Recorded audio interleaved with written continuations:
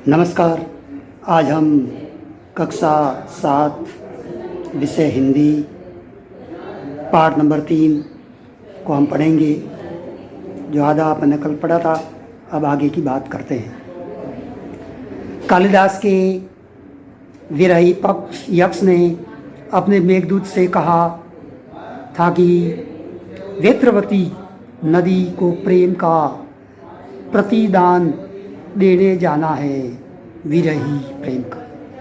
तुम्हारे वह प्रेयसी तुम्हें पाकर अवश्य ही प्रसन्न होगी।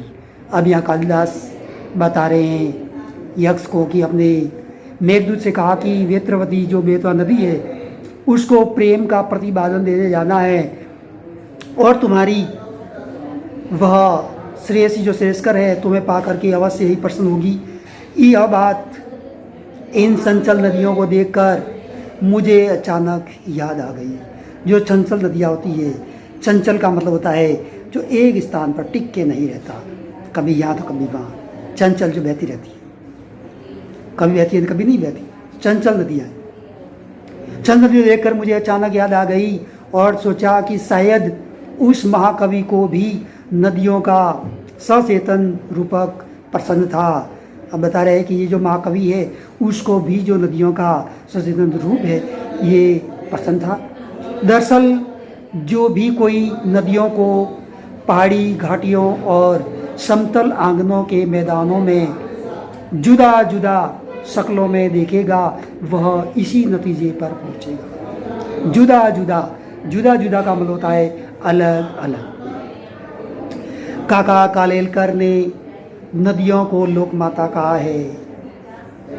काका कालेलकर है, उन्होंने नदियों को लोक माता कहा है। लोक माता का मतलब होता है लोक यानी संसार, और माता यानी माता, संसार की माता है, पूरे संसार की माता है, लोक माता का है। किंतु माता बनने से पहले यदि हम इन्हें बेटियों के रूप में देख ले तो क्या हर्ज है। अगर हम इनको बेटियों के रूप में देखेंगे तो इसके अंदर कोई फर्क नहीं पड़ता। और थोड़ा आगे चलिए, इन्हीं में अगर हम प्रेयसी की भावना करें तो कैसे रहेगा। ममता एक और भी धागा है, ममता का मतलब प्रेम से, जिससे हम अपने साथ जोड़ सकते हैं। बहन का स्थान कितने कवियों ने इन नदियों को दिया है।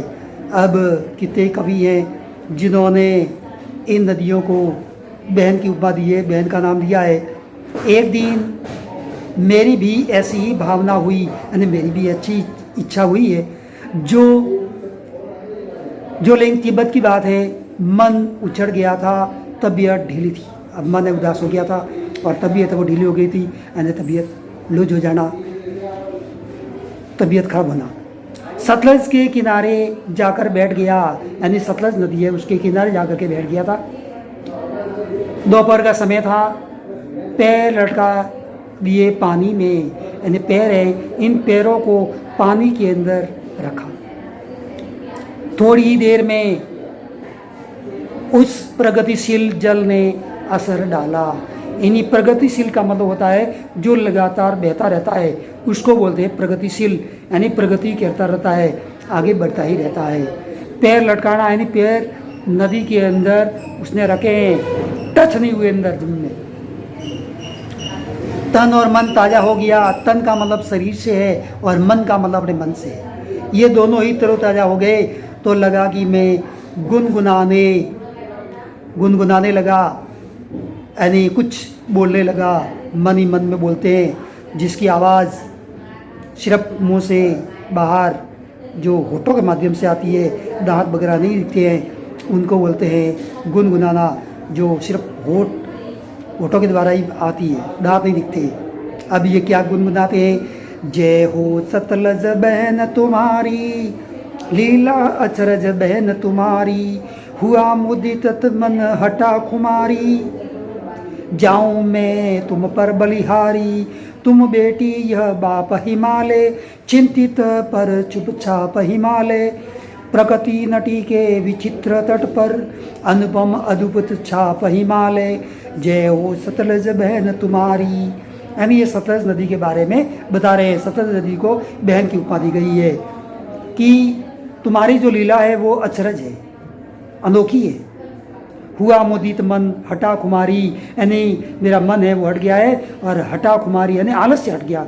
खुमारी का मतलब होता है आलस्य से, यानी मेरा आलस्य वो हट गया है। जाऊँ मैं तुम पर बलिहारी, ये मैं तुम पर न्योछावर हो जाऊँ।